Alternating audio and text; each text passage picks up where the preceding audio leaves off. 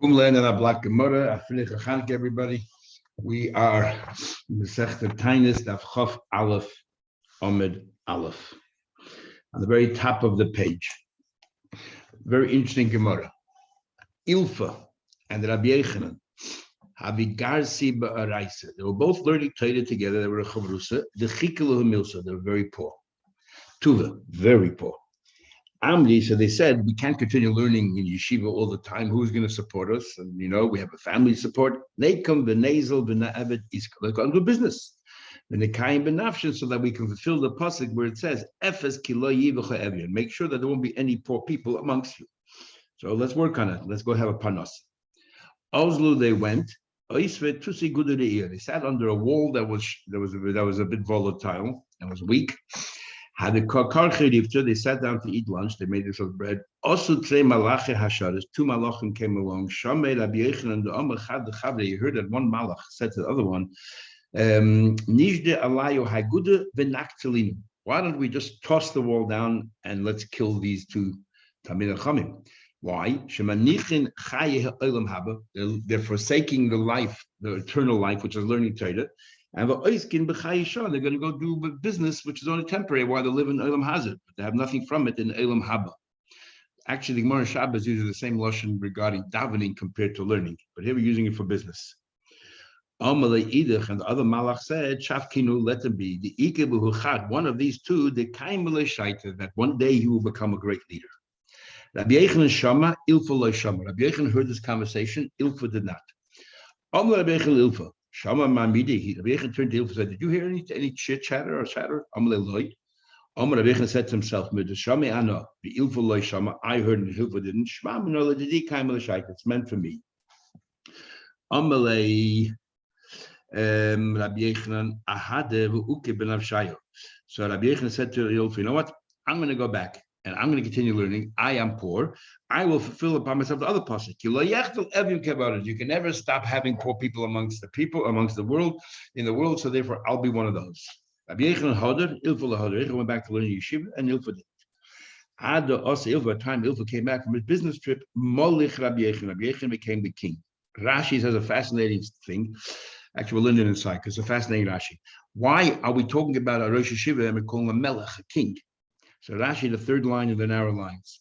Molach Rabbi Yechanan. Rabbi Yechanan became a king. Minuhu Rosh Hashiva Aleh. They appointed him to be Rosh Hashiva, and we refer to that as a king. Now, why is it referred to as a king? So Rashi says, Minighu, the custom is, Mishuhu Rosh Hashiva, whoever the Rosh Hashiva is, they would give him more than they gave themselves. They would make him wealthy. It said by Kohen Gadol that you have to make him gablu mishalachim. You should make echad. You should make him wealthier. Make him greater than everyone else around. Make sure he's richer. That's why he's called a melech, because everyone has to make sure that they treat him with more covet than themselves, and they give him more money than themselves. I wonder when this minhag stopped. And it was called a melech. Amrullah, they said to Ilfa, the people turned around to Ilfa and said, "Ilfa, if you were to remain and sat and learn Torah instead of going to business, regardless and learn, we would not have made Rabbi Yechanan the leader. We would have made you the leader, because you, as Rashi says here, Ilfa have a gomer tfeim Rabbi Yechanan. Ilfa was a great Talmid Chacham Rabbi Yechanan, but Ilfa went to business. Also, so he wanted to say, he said, "I will prove to you that even though I went to business, I'm better than everybody else. I'm still better than Rabbi Yechanan." Also, he went, he went and put it on the mast of a ship. He said, "Anybody can ask me any question, any brisa that was recorded by Rabbi Rabbi Isha. And I won't find you a Mishnah, which is the source, because they all learned from Rabbi Yehuda HaNasi, who wrote the Mishnah. I will jump off the ship and I will drown." Also, whose Sava, or old man came, and he said, "Well, I'll tell you a brisa, you tell me which Mishnah it comes from." It says the Braisa, a person is dying, he says, 2 shekel, the bonai b'Shabbos, I want you to provide for my children the shekel every week. The Hain loss is lamb seller, but they need more than a shekel. They need 2 shekalim. 2 shekalim is a seller. To survive, nice lamb seller, you give them a seller, because he meant to give them enough to live on, and obviously you need more than a shekel. But if he says clearly, al titnu lehem el shekel, I don't want you to give them but a shekel, then a shekel, you only give them a shekel. and which is as it is troubling as well. What do you mean? Once they yarshin, they can do whatever it is with their money. It's their money, and yet it seems that the father still has control of the money even beyond the grave. We'll soon see. Im Amar, but if he says, Meisu Yershu Achem Tachtem, or Yershu Achem Tachtem, if my children pass away, I want the money then to pass on to another person, which therefore he clearly is very particular in how much money they spend. He made a whole cheshbon. He wants something to remain for another person. Then Bein Shamar Tanu, Bein Shamar Tanu, whether he said just give, provide, whether he says don't, he made it very conditional, a Nathan Melo Shekel. Now, what's the logic in that? A Malay, he said the logic in that is Hamani Rab Meiri. This follows Rab Meir. The Amr says mitzvah lekayim divrei Meis. The Mishnah, where Rab Meir said there is a mitzvah to fulfill the words of a mace, not because the father has control of the money afterwards, but since there's a mitzvah to fulfill the words of a mace, therefore they have to abide by what he said. Can I ask something about what we just learned? Ilfa, he was so great that they said they would have made him Rosh Yeshiva, but he barely appears in Shas. Very, very occasionally. Rabbi Yochanan is all over the place. Okay, if there's a sefer called Margolis Hayam. Margolis Hayam written by Rabbi Reuven Margolis, an unbelievable, knowledgeable person. One of the generation. Actually, when he passed away, I think it was Tafshich Chavdallah, the Rebbe Bafabrengen said that a person who had the head of an encyclopedia just passed away. He wrote many, many svarim, and he knew not only Nigla, but he knew Chassidus, Kabbalah. He just knew everything. Amazing. So he wrote a sefer from Masechet Sanhedrin called Margolis Hayam. It's a classic. And in his introduction, a fascinating introduction to the sefer. His sefer is that Ilfa and Rabbi Yochanan having a major argument. Can you be a balabas, a Talmid Chacham? Is a Talmid Chacham an exclusive domain that people sit in koil the rest of their lives, or can you be a balabas, a business person, a chacham? As we know, the Rambam says that everyone has to work for a living and so on and so forth, and versus others who disagree with him. You see it by most of the Tanoim and Amoraim. Most of the Tanoim and Amoraim were workers. The ones who was Terosim and Nosam was very few. That's what the Rambam talks about that. The Rambam says, he brings a bunch of proofs, but if you have a chance, look at Pirkei Avos. You have the Rambam, and then you have all the commentaries the other side. Look at Yaakov and others. And Shulchan disagrees with the Rambam. But anyway, in Yerdea. So he says there that Ilfa said a business. Rabbi Yochanan we had him more. Rabbi Yochanan says, he says that you cannot be a Talmid Chacham if you're a Soicher or a Tagar. If you're what's it mean, a Soicher, a Tagar? A Soicher is a wandering business person, travels all the time. Then you can't be Talmid Chacham. You're always traveling, you're tired, always gemutzet. And then a Tagar is somebody who's more localized, but nevertheless he works long hours. Both of those cases, you cannot be a Talmid Chacham. That's what Rabbi Yochanan said. So therefore, he said and learned all the time. Ilfa says you can do both as long as you're not a Soicher or a Tagar. You're just you keep your business limited. You can be a Talmid Chacham. We had Ilfa a number of times in the Sechtas Vachim in Kochim. And in Kochim, we also have where it says they found in Pinkus the Ilfa. In other words, he wrote Sfarim. He was the first ones who actually wrote Sfarim. And Rabbi Yochanan respected him, and everyone respected him as being the greatest Talmid Chacham in his generation. And yet, everyone knows Rabbi Yochanan. How many people know Ilfa?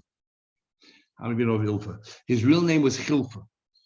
And they just called him Ilfa because Ilfa was like an aluf, a master, a general, somebody who in learning, he was on top of it. And they called him Ilfa. But interesting Gemara. So that's the argument, Ilfa Rabbi Yochanan. Can you be in business? Recently, Rabbi Asher Weiss was saying something very interesting. He's saying there's a difference between the Charedesh Ha'olam in Israel and the Charedesh Ha'olam in America. He said in Israel, the Charedesh Ha'olam is like Rabbi Yochanan. If you want to be a Talmid Chacham, you got to sit the whole life in koil. You don't find them. It's not common to have someone who is in business and successful, but is fully in business, and then he also sits and learns the Talmid Chacham. You just don't have that. In America, you have tons of people who are like that, who work and they're matzliach, and they sit in the right sfarim and they learn seriously. So that's the machlekes of Ilfa and Rabbi Yochanan. So so let's continue. Says more further. Amru Olav al Nochamish Gamzu. There's a person called Nochamish Gamzu. By the way, it says in the Sfarim that Gamzu, Rabbi Yochanan says Gamzu was the name of a place, and that's why it's called Gamzu. Later on, it became Gamzu Oteva, but that's not his name. His name is Gamzu. Rabbi Yaakov Emden writes a fascinating thing. Rabbi Yaakov Emden writes that the word Nachum is the same gematria as Gamzu L'Toiva Im HaKoil. So Nachum is 104, and Gamzu L'Toiva is 103 plus the one is called Im HaKoil. In fact, that's one, 3 words in one package. So that's one is 104. And he says that this is what it means when it says that when a parent gives a name to a child, there's the vias, that they know that how he'll grow up, and yet they called him Nachum, which is apropos because Gematria Gamzu L'Toiva. Yeah, you used to have this minister in Israel named Gamzu. Shahia Suna Mishtei Einov. He was blind in both eyes. Gita Mishtei Yodav. He was amputated both hands. Kita Mishtei Ragel, amputated both legs. Chogufim Molashchini, full of boils. He lied in a house that was, dilapidated. And the legs of his bed were constantly sitting in buckets of water so that the ants shouldn't climb up because he had no hands to toss them away. So that the worms and the ants shouldn't climb up. Pamachas once. We skipped this line here because we just said before you shouldn't rely on a nest and live in a base through in a bed house. They wanted to remove his bed. Came to take all the furniture out because the house was threatening to collapse. Pinu as I kalim. First remove the kalim, and then remove my bed. She moved to Lachem. I can guarantee you cold mashadi as long as I'm in the house, the house will not collapse. Pinu as I kalim, they removed the kalim. Removed his bed. The nafal abayis and the house collapsed. Rebbe. So he said, Rebbe, you're not just a tzaddik, you're a tzaddik gomor. Nachum ish Gamzu was the Rebbe of Rabbi Akiva. Why did this happen? I'll tell you what happened. And it's my own fault. I was traveling on the road to my father-in-law's house. My donkeys laden with three things for 3 donkeys. One donkey is full of food, one full of drink, one full of sweets. A poor man came to me, he stood on the road, saying, he feed me. Wait until I jump off I dismount from the donkey and I'll go get your food. Before I had a chance to get off the donkey, he already passed away. Now, very hard to understand. So what exactly did he do wrong? He was going to go off, he dismount from the donkey to give food to the poor man. What did he do wrong? It seems that the way all Mefarshim learn and have no choice, not that they have any base for it, that he took his time. He wasn't in a rush. He didn't jump off. He didn't, he just alighted himself, took his time, and in the meantime, the person passed away. Now, technically, he did nothing wrong. How was he meant to know that this person is on the last tether and he was going to pass away in any second? Didn't know, but he was very machman himself. So halachti v'nafalti upon it, fell down on the face of this poor person. Well, Martina said, "Einai my eyes shall chosor aleinecha, didn't have rachmanos in your eyes. Yasumu should be blinded. Yodai shall chosor yedecha, my hands that had no rachmanos in you, yizgadmu should be chopped off. Raglai shall chosor leglecha, had no rachmanos in your feet, yizgatu should be cut off. L'niskara daiti, he still didn't feel better. At shamarti kogu v'yabalashchin, my entire body is full of boils. Most of us we have to see this way. I would feel much worse if you didn't see me this way. I feel now that I've gotten my punishment in this world, so I can go to Gan Eden. By my Korali Nachum Ish Gamzu, what a strange name, Ish Gamzu. Now the Gemara could have just said, like Rabbi Chanan said, that Gamzu is the name of his town. Nevertheless, the Gemara wants to know there must be more to it than that. The Chalmilse, the Havisalkale, Amma Gamzu L'Tev. So actually, if that's the reason, then why didn't they call him Nachum Ish Gamzu L'Teva? Why did they stop through Gamzu also this? His Talmud Rabbi Akiva used to say, Koma de Ovid Shmai L'Tavavdin. And the Rebbe explains in the Sichas that Nachum Ish Gamzu was a much higher madrega than Rabbi Akiva. Rabbi Akiva acknowledged that what happened now might not be a good thing, but I believe that Koma de Ovid Shmai L'Tava, one day I'll reap some benefit from it. Gamzu is much greater than that. No matter what happened, Gamzu, this event itself is the type, it's all for the best. You have to believe everything's for the best. The Baal Shem Tov used to say that it says, Omar Oyev Erdev Asig Achalek Shalom. There's 5 olives there. So what do you mean there's 5 olives there? Aleph is even though the enemies are about to chase you and things are so dark and it's the worst possible thing, you always have to think that the Aleph, the Eibishter, Aluf Shalaylam, is in control of what's happening here. Omar, Oyev, Erdev, Asig, Achal, everything I'm doing, all the verbs there, it's all the Aleph. And then if you believe that, things will work out. And that's what we say, Noitze Chesed Alafim, the 30 minutes of Rachmin. Noitze Chesed Alafim, that he's holding the Chesed for the Alafim, for the Thali. He gives Chesed for 2,000 generations. to those who believe in the Aleph. If you believe in those Alephs, the 5 Alephs, and Oz Yashir, then everything will work out. And that's what Nachum Ish Gamzu was. Everything was good. What happened once, the Eden wanted to send some kind of a gift to the king to appease him. Who could we trust to go with it? Let him go to Malum. He's a big tzaddik, so if it's required, a lot of anti-Semites there, Nissen will happen to protect him. Sent them a whole case full of precious stones and pearls. Also, Bosma Hodida, he went to sleep in his motel by at night. And obviously they knew what he had. So the people, the host of the hotel and his family, they took everything that was out in the box, and filled it up with dirt. There's an argument whether Gamzu already knew that it was full of sand, but he went anyway because he trusted the Eibishter, or he had no idea. But Kamata came to Shadin L'Sifter, they opened up the box. They saw the Mol Afra full of sand. The king was so infuriated. Why, you're mocking me? You bring me a catch full of sand? We have plenty of sand here. They're mocking me. Nachum said to him, no, this is what Eibishter wants, the best. Also, Elio came along. Elio Nabi, Elio came along and paid like one of the ministers there. Maybe the sand has very special zgula. Maybe it's Avraham Avinu sand. When he threw the dirt in the air, it became into spears. Gili havig giri. When he threw the straw, it became into arrows. It says in the pasuk, it should be like sand, his sword, and kekash needed kashtoi, and like straw, he will come like arrows. There's one nation, one country that they could never conquer. But Kumina, they took the sand there to the front and they tested Vikavshu, and they were able to win the war. They took Nachum Ish Gamzu, brought him into the treasury, they filled it back up. Hopefully, he got back more than what he was going to bring them. He got it back with great honor. He also he went back knowing that these people got of him. Like Avraham Avinu Rashi says, he told us that Derech Eretz is to go back to the same host that you went on the way. He went back there. They said to him, my eyes, what do you bring with you this time? They gave him such respect. Whatever I took from here, I brought there. Sounds like he didn't know that at the time when he took it that it was diamonds. So these people thought, wow, our sand must be special. So they demolished their home. They took all the sand they can get and they filled a basket, full of boxes and boxes and chests. They said, the sand that Nachum Ish Gamzu brought is our sand. But they tested it, they found no qualities in it whatsoever. They're mocking us and they killed them all.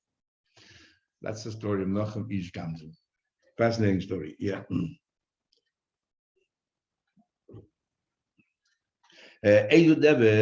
What's a plague? 500 people. A city that has a population of 1,500, going Kfar Aku, like Aku. You had 9 people dying. The ratio of 1 to 500. So you have 9 people dying. 3 consecutive days. The Konya, this Braise and the Konya Mishnah, they died in 1 day. Spread over 4 days. Then it's not called a dever. It's called it happened. And you don't have to fast all that. Only 500 people going for Amiku, the Yotzim and Shloshim 3 dead, Begimul Yomi, Zachazah, a dead. The Rambam writes that when we say Ragli, it has to be men between 20 and 60. Anybody under 20 who's not really culpable for Avedus B'dei Shemayim, as we know, the Rambam Sanhedrin, Chacham she argues. And but Rashi says so clearly in the beginning of Chayei Sarah. Then we have Ben Chaf Loinshin by Sarah. Then we and then he said anybody over 60 is not liable, I guess because it's beyond the courtesies, and women and children. So only men. And the Yom Echad Ba'Aboya, this happens all within 1 day or spread out over 4 days. Ain't a devil. It's not a devil. You don't have to. It's a terrible tragedy, but you don't have to fast. The Reikers, the Reikers, let's say they had 500 people, but there the 3 people died on the same day. Gozer Rav Nachman bar Rav Chizda, Rav Nachman, the son of Rav Chizda, went ahead and decreed ta'anis, he decreed a tinus. Amar Rav Nachman Bar Yitzchak, so the Torah Nachman of Chizda we learn about in Shas all the time. Chizda and Rabba and Rav Huna, they're all friends. And Rabbi Nachman Bar Rav Chizda had a kalikul Nachman Bar Yitzchak also throughout Shas, and he decreed. And he said even one day, not like the Brisa. Come on, how can he argue the Brisa? So Rav Nachman Bar Yitzchak explained, he followed Rameir Damar, who says, Richig negechais of chayiv, kilim negechais of lakoskim is an argument when it comes to a muad. According to Rabbi Yehuda, muad is only 3 separate days. If he does 3, if he as an animal gores 3 times, and then he becomes a muad. From now on, he has to pay full compensation. Prior to that, he's a Tommy pays only half. And Rabbi Yehuda says 3 times over 3 days. But if it's over 1 day, maybe it just went into a frenzy, and it doesn't prove that this is long term. That's the animal change behavior. And Rameir makes a kavachaymer. Surely, if it's spread over 3 days, surely if it happened in 1 day, surely he's a wild animal. He should have anticipated. He should have been much more careful. So he said, Nachman Bar Yitzchak says the same logic here. If 3 people died over 3 days, you call it a dev, a plague. You knew 3 people die in 1 day, surely it's a plague. Nachman Rav Chizda said, when he realized he's a big Tamachacham, but you're living in a city that no one appreciates your learning. Why don't you leave there? Come and join us. Amalei, so Nachman Yitzchak says, you want me to leave, I'll get more covered wherever it is in your city. Tanini, we learned Rabbi Yossi Eimer. It's not that the place itself is holy, therefore anybody who lives there is considered, is treated more respect. It's the person, so it doesn't matter where I live, there or here, I'm the same person. Where do we find that? As long as the Shechina wasn't Har Sinai, I don't want anything to pasture on the mountains, even the sheep, even the cattle are on the pasture on the mountain. But it says El Mul Hahorahu on that mountain. And then it says, once the Shechina left, there said, when you draw out either the different interpretations, either when you draw out to like a Kigedola or when you stop blowing, then you'll go back up the mountain. So we see the mountain itself wasn't holy, it's a Shechina. The Shechina is there, the mountain is special. The Shechina is not there, the mountain comes back to normal.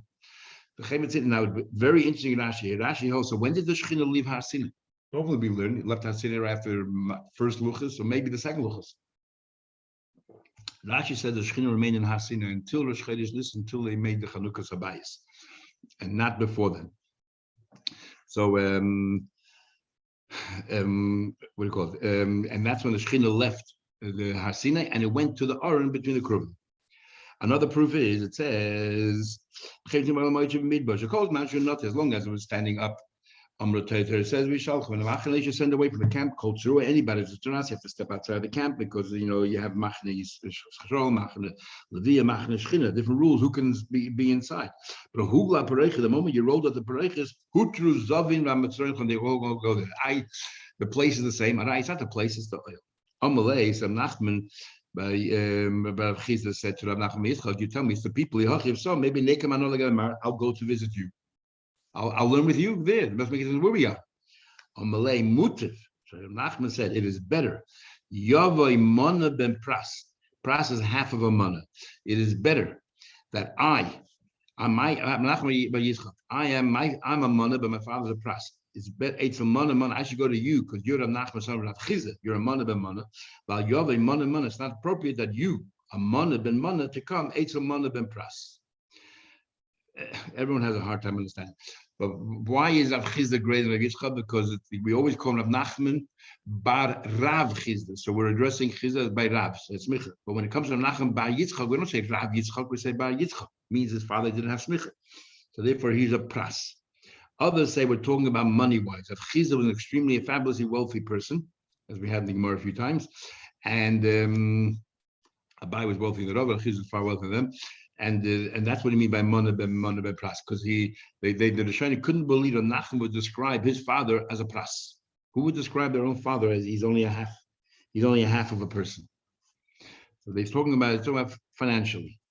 The Surah have a debate. In Surah there was a plague in the neighborhood of Rav. Sorry, there was a plague in the Surah have a debate. There was a plague in Surah, but in the neighborhood of Rav have a debate. There was no plague there whatsoever. So everyone thought that the Nafish, that Rav had so many chusim, that's why there was no plague. All these people that had a dream that the Rav, the Nafish is chusim too. This is not a big deal. For Rav, that people shouldn't die in his vicinity is not a big deal. You don't need Rav for that.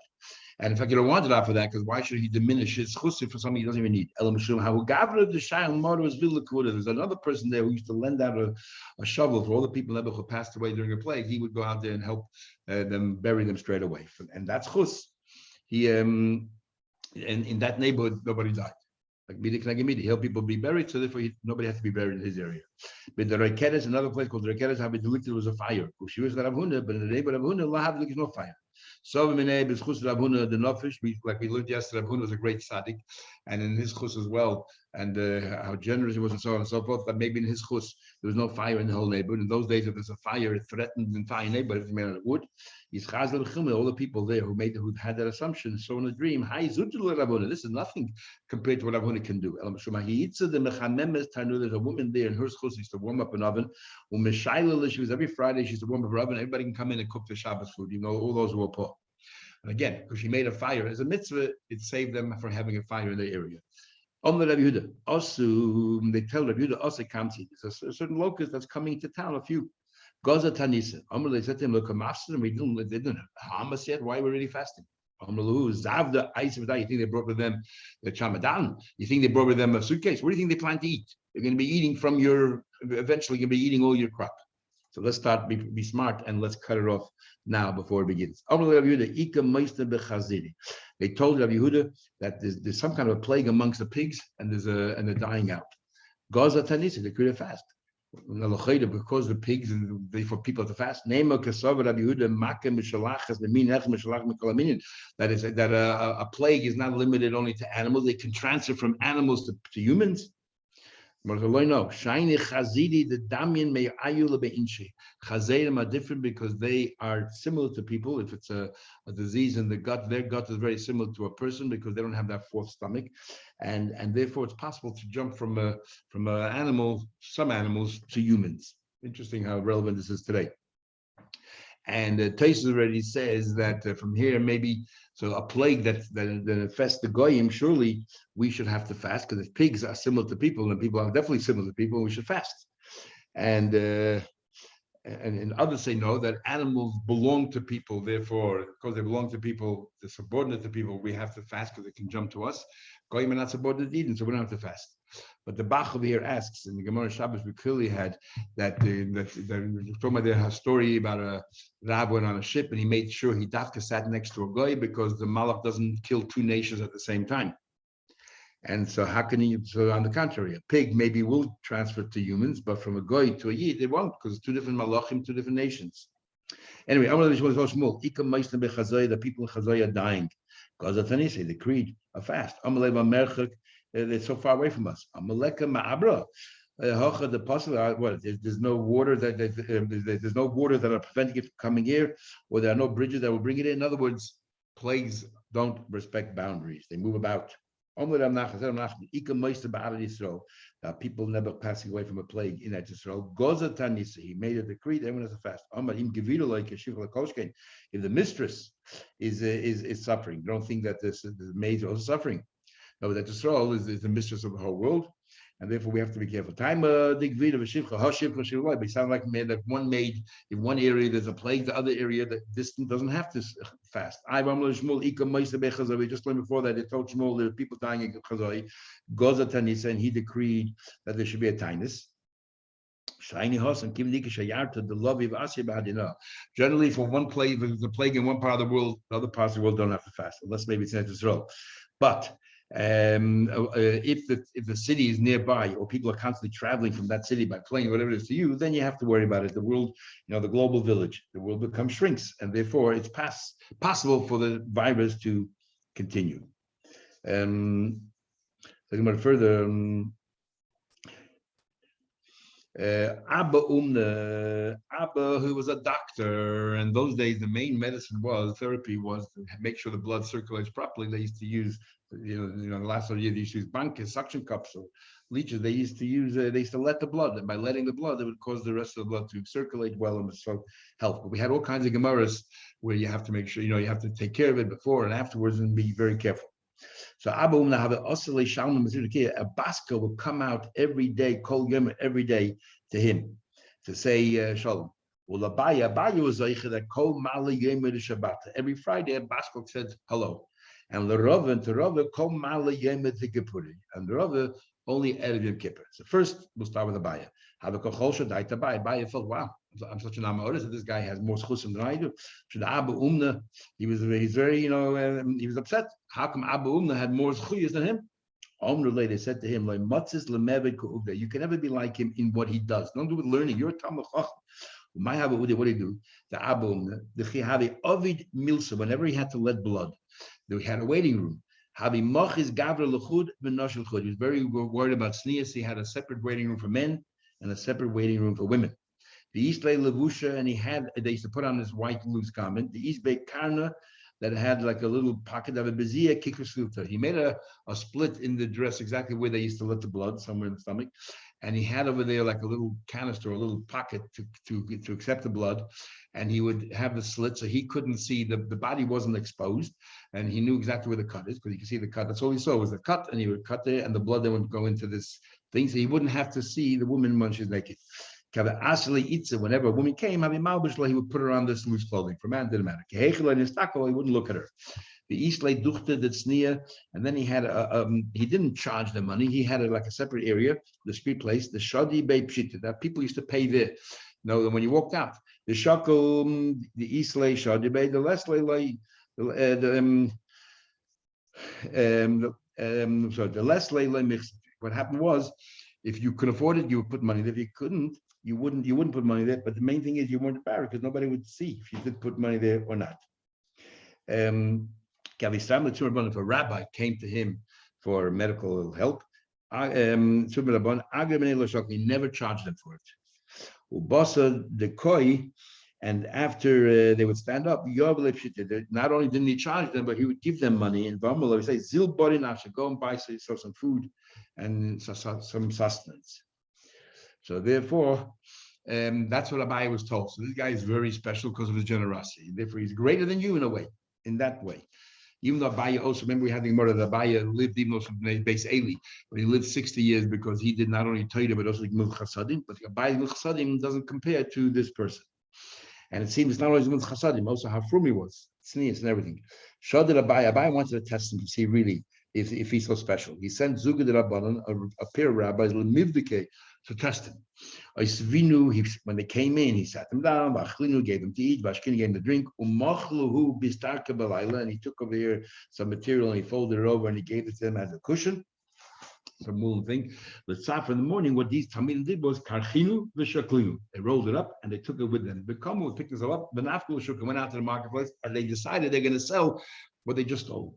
And they were waiting for him to come, and he met them in the market. They said to him, "Why don't you tell us what you think it's worth?" And he knew it was his. He recognized straight away. But they said to Abu Umna, "Tell us what it's worth." And they wanted to see whether he thinks that they're ganovim, does he already think the worst, or they wanted to see whether he would cheat them and not give them the full price. I'm not sure exactly what the point of that particular thing is. Not giving full price. It's his. He can do whatever he wants. Anyway.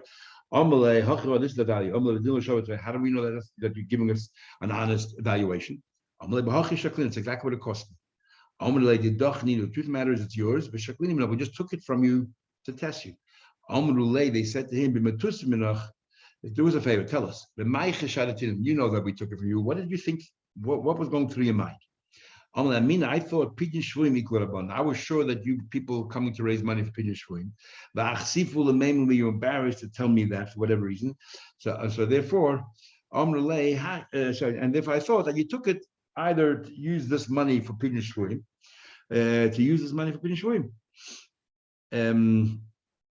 So he said there. What do you call it? He said, no, now take it back. We were just testing you and you passed with flying colors. I can't. At that moment, as soon as you took it and I thought of the opinion, in my mind, it was for tzedakah. I can't take it back anymore. So therefore, Abaye realized what a tzaddik he was. Then the Gemara says, now Rava felt bad. How come Abaye gets a hello, a nod every Friday, and he only gets it at Yom Kippur? So he had a dream. They said, Mistayach Rava. You should be proud. You